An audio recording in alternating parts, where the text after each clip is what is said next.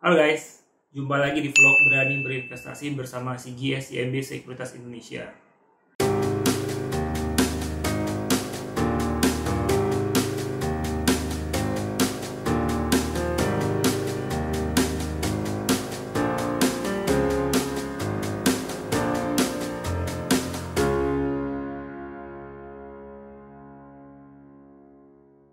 Saya Aditya Perdana sebagai Retail Riset Analis dari CGS IMB Sekuritas Indonesia dan juga PT CGS IMB Sekuritas Indonesia ingin mengucapkan selamat Hari Lebaran. Mohon maaf lahir dan batin bagi teman-teman yang merayakannya. Oke, bagaimana Lebaran kalian? Udah makan kue apa aja nih? Oke guys, kita lanjut ke temanya ya. Jadi untuk tema kali ini kita ingin membahas mengenai melihat peluang investasi saham setelah Lebaran. Sebenarnya ada peluang apa sih setelah Lebaran ini? Sebenarnya saya baru baca berita ya kemarin ya, dan cukup antusias juga sih sebenarnya dalam membuat blog kali ini. Saya refer ke berita-berita yang memang kemarin cukup update aktual juga ya.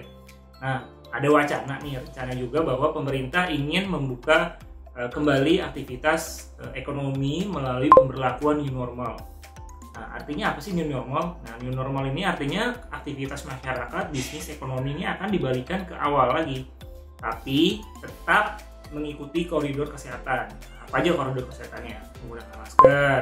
Kemudian juga kita harus tetap social distancing dan juga tetap memperhatikan kebersihan dengan tetap membawa hand sanitizer kemanapun. Dan juga kita harus selalu cuci tangan ya setiap saat. Nah, tujuannya adalah agar aktivitas ekonomi bisa kembali lagi normal ya, berjalan baik lagi, dan ya tentunya resiko dan penurunan pertumbuhan ekonomi yang sudah terjadi tuh kemarin di kuartal 1 mudah-mudahan ya sedikit banyak bisa berubah lah di kuartal 2, 3, dan 4 di tahun 2020. Memang walaupun demikian memang kita sendiri sudah melihat berbagai macam prediksi ekonomi yang mengatakan bahwa pertumbuhan kita dan juga negara-negara di dunia juga pasti akan cukup banyak turun di tahun 2020 karena adanya dampak dari virus corona ini yang menghentikan aktivitas ekonomi di berbagai macam sektor saat ini. Nah, jadi kita ingin sedikit melihat peluang investasi. Jadi kalau saya coba pakai juga ya data dari Infovesta ya, sumber dari Infovesta membuat suatu analisis ya dari tahun 2004 sampai dengan 2016, itu data sekitar 12 tahun. Nah, dari 12 tahun itu ada 9 tahun atau udah lebih dari 75% itu dia bisa mengcompare bahwa ISG setelah Lebaran itu ternyata positif atau naik. Nah, kenaikannya ini didrive oleh dua faktor. Pertama, mengikuti juga kenaikan dari indeks bursa saham Amerika Dow Jones dan juga beberapa sektor yang mendrive naik ISG.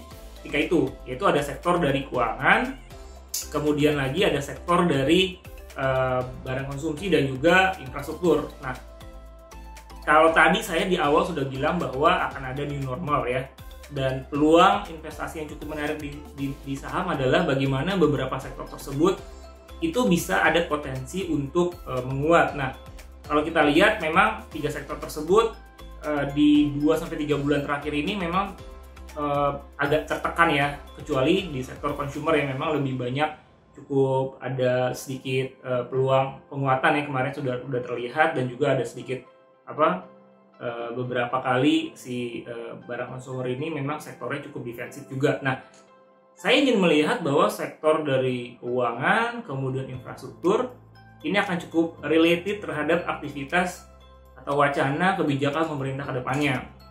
Nah, jadi kalau kalian ingin melihat peluang yang cukup bagus di investasi saham, khususnya sektor apa yang bagus, bisa diperhatikan deh. Sektor seperti infrastruktur related terhadap jalan tol, kemudian juga relatif terhadap infrastruktur seperti gas, dan juga sektor seperti barang konsumsi retail khususnya ya, karena kan kalau kita lihat mall akan dibuka lagi, ini cukup akan positif juga nih dampaknya terhadap emiten-emiten di sektor retail.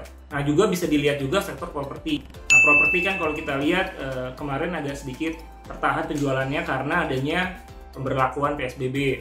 Nah, otomatis kalau misalnya PSBB-nya agak sedikit dilonggarkan, mereka akan sedikit membaiklah aktivitas penjualannya dari sisi marketing sales-nya juga. Nah, sektor keuangan memang sangat tertekan sekali, apalagi kalau saya baca research dari beberapa sekuritas ya, ini juga memperlihatkan bahwa masih ada tekanan di sektor keuangan. Tapi teman-teman juga harus melihat bahwa sektor keuangan sendiri di kuartal 2 ini akan cukup tertekan. Tapi justru ini adalah peluang yang cukup bagus kalau misalnya di mana tekanannya sudah sangat tinggi ya, biasanya sudah menyentuh bottom tuh biasanya akan ada potensi rebound, kira-kira itu. Nah, itu dari sisi kira-kira katalis positif yang bisa kita cerna untuk melihat investasi peluang di saham. Nah, memang kalau kita lihat investasi saham ini memang agak cukup tertinggal dibandingkan dengan investasi lainnya ya. Tapi meskipun demikian, teman-teman kalau memang view-nya adalah investasi jangka panjang, jangka menengah, tentunya ini bisa mulai melihat posisi yang cukup bagus, opportunity ketika ISG sedang turun. Nah, ngomong-ngomong mengenai ISG, kalau tadi bahasan saya lebih ke arah fundamental. Nah, saya ingin juga merefer mengenai teknikal nih, teman-teman. Jadi kalau dari sisi teknikal saat ini kalau saya perhatikan ya dalam beberapa hari terakhir ini ISG sudah mulai ada kecenderungan untuk menguat nih secara teknikal, di mana saat ini level support ISG berada di level 4.600-an. Nah, jadi kalau ISG bisa bertahan di level tersebut, nah ini ada peluang cukup bagus, bisa dibilang baterai lah ya untuk ISG di bulan depan, di bulan Juni ini, untuk bisa mengakomodir kenaikan yang lebih lanjut nih di atas level 4.600, khususnya membuat support di 4.700. Nah, kalau sudah begitu, kita berharap nanti di semester 2 ISG bisa bullish tentunya, oke? Nah, oke teman-teman. Nah, selain itu saya ingin mengasih tahu juga bahwa kalau teman-teman ingin melihat investasi di saham, peluang investasi di saham, teman-teman juga harus melihat dari sisi fundamental dan teknikal. Kalau tadi saya sudah berikan sedikit hint ya, dan juga kisi-kisi mengenai analisa fundamental dan teknikal, saya juga ingin memberikan bahwa dalam analisa fundamental teman-teman bisa juga melihat bagaimana aktivitas data ekonomi ini bisa berpengaruh terhadap ISG. Nah, jadi kalau teman-teman bisa lihat nanti di layar ya, ada beberapa data ekonomi penting yang akan dirilis di bulan Juni. Nah, ini bisa menjadi panduan buat teman-teman untuk melihat bagaimana kinerja ISG, karena biasanya kalau misalnya data ekonomi positif, ISG juga bisa menguat. Kira-kira itu. Oke teman-teman, itu saja dari saya. Sampai jumpa lagi di vlog Berani Berinvestasi selanjutnya. Jangan lupa untuk like, komen, dan subscribe channel YouTube dari CGS CMB Sekuritas Indonesia. Sampai jumpa teman-teman. Bye.